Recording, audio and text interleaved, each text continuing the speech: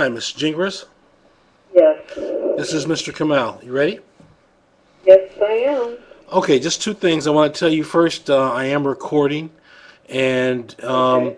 anything that we do on your case is going to be recorded. We have to have an accurate record of what we were told and what evidence was used in any reports that we produce.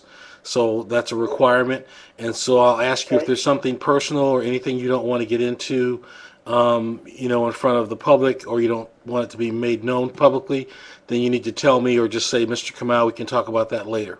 Okay? Okay.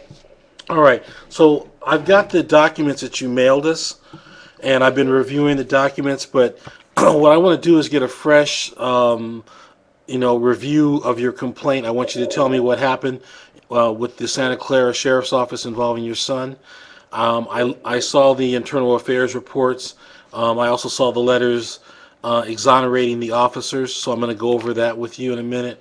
But let me just start with the kind of the elephant in the room, which is the question of whether your son wants to proceed.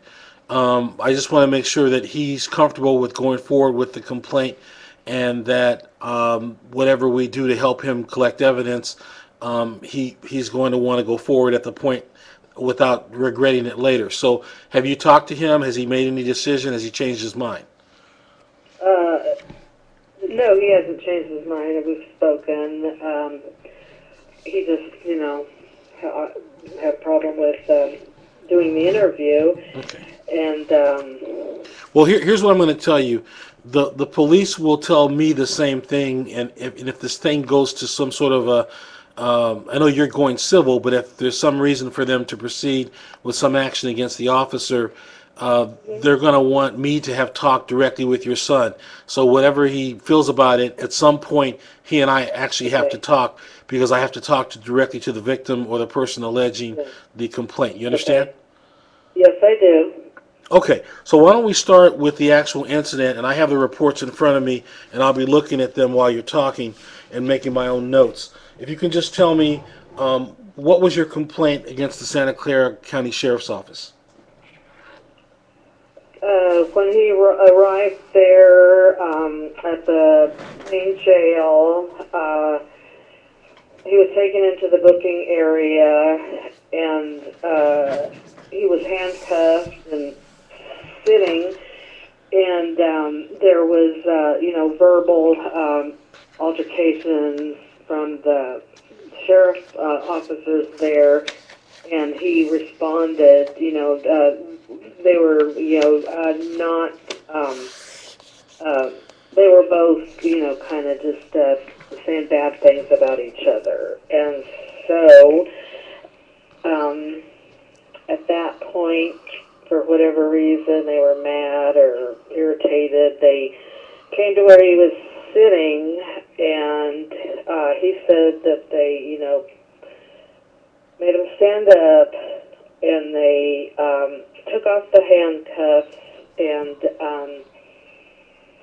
that's when they had slammed him against the wall, and a few times hitting his head, Okay, let me and stop. Let me stop you there. When you say they, is he talking about a particular group of officers that assaulted yeah, him? the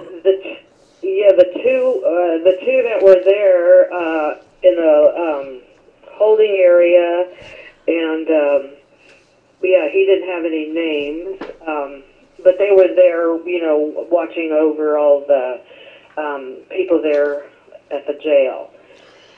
And so they only started, conversation with Scott.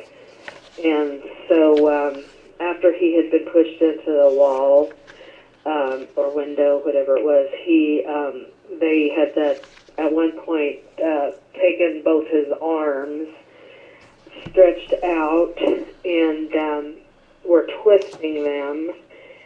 And that was the point where one of the prisoners sitting there made the comment of, oh, shit, or whatever. Did you hear that pop? I think you broke a bone. And so then I don't know exactly how many minutes, this went on. And so stayed there overnight at the jail and in very, bad pain from the, his head hurting and also his arms. He was not able to use them because they were, he was in pain and, either it was a break or a tear or something. So when he arrived home the next morning, I was shocked when I saw him. His appearance, was very bad, and he was just cradling his arms and complaining how bad they hurt, and then told me what they had done, what those two jail sheriff personnel had done to him. And so I said, I'm taking you to the emergency room. So we went there. He told them what had happened at the jail, and so they examined him and did x-rays of his arms, and they said that it was torn ligaments, and it would take, a few weeks before, they would recover, and he was sent home with some pain medicine and the instructions on taking care of these damaged ligaments. And then a few days later, he was still so much in pain, so I took him back to, not at the emergency room, but back to the clinic where he goes. And that